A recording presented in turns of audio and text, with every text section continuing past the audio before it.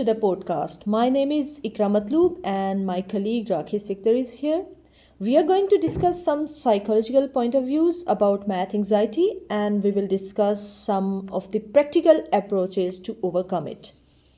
So, I have a question to Rakhi. Can you please tell us that have you ever experienced you sit down to take a math test and you feel your heart beats faster and your palms starts to sweat and you got butterflies in your stomach and you can't even concentrate? Yes, it happened to me so many times when I was in my school during math exam.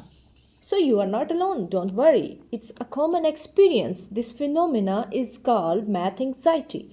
So, one of the research shows that 20% of population face the same kind of feeling during math calculations.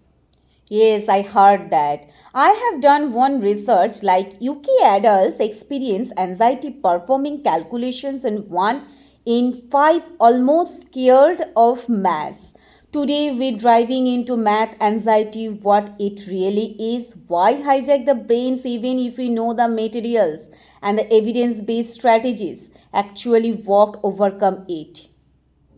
So, a person with math anxiety may feel panicked at the thought of working with numbers, making it harder to think. It's a feeling of worry or fear about solving math problems. It appears from classes at school to calculating bills at restaurants, stores, and shopping malls.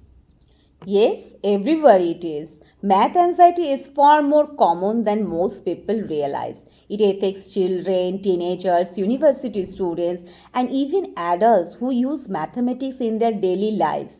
Despite being widespread, math anxiety is often misunderstood as a lack of ability. In reality, it is an emotional response like a feeling of tension, fear, or helplessness that interferes with performance. So, Rakhi, can you tell us what kind of symptoms showing that a person or a student is suffering from math anxiety? So many symptoms are there. If I say that, feeling overwhelmed when seeing numbers, avoiding math related tasks, physical symptoms such as sweating, racing heart, negative self talk, freezing during tests despite knowing the material. So, yeah, sweaty palms, increased heartbeats, and panic tense muscles. These are the symptoms which shows that a person is suffering from math anxiety. So, it results in low confidence in students, and also they can perform low in exams and they start to avoid situations including math skills. Yes, math anxiety is not a reflection of intelligence. Many high achieving students experience it, especially when they feel pressure to perform it. So now we are going to discuss several factors contributing math anxiety. One of them is early negative experiences like a single embarrassing situation, being called out in front of class and getting poor grades or being compared to others. These experiences can shape long-term attitude. Yes, early negative experience also be a factor. Again, I can say that high stakes testing center like time test and constant assessment can create pressure that turns math into a source of fear rather than curiosity.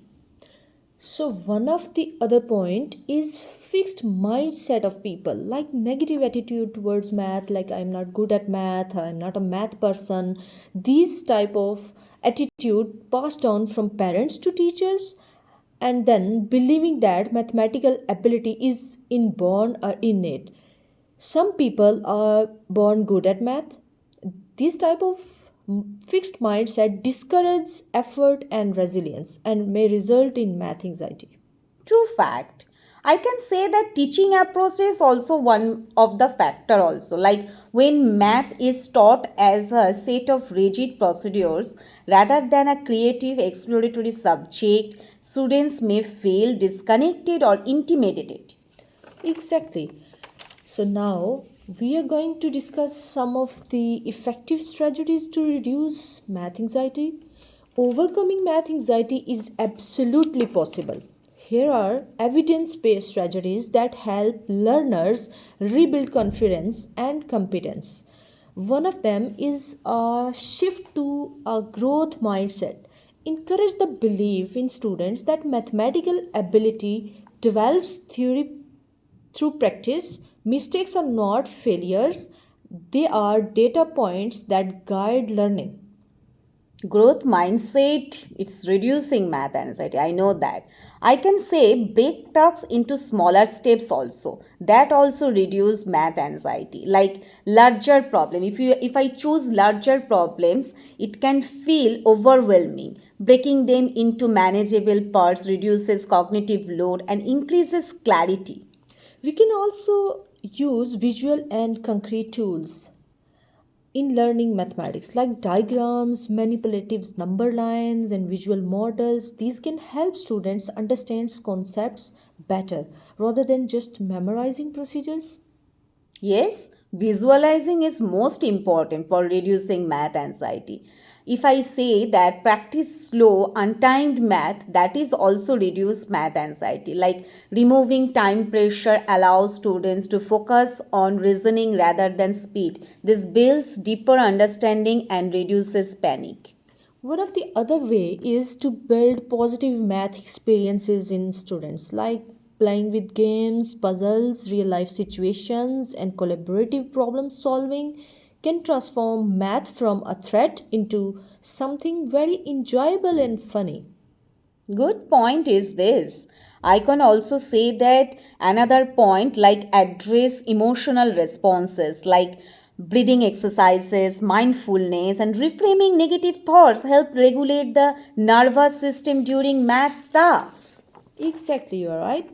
So, some of the main factors we have discussed why and how can we reduce math anxiety. So, why this matters? Because math anxiety doesn't just affect grades, it influences career choices, confidence, and long term opportunities. By understanding the emotional side of mathematics and adopting supportive strategies, learners can rebuild a healthy relationship with the subject. Yes, math is not about being perfect. It's about exploring patterns, asking questions, and developing problem solving skills that extend far beyond the classroom. These podcasts typically offer practical research based tips for parents, teachers, and students to overcome math related fear. Turn the fear into curiosity. Math is like a maze, just find the right path and you will succeed. Thank you, everybody. Thank you very much for listening.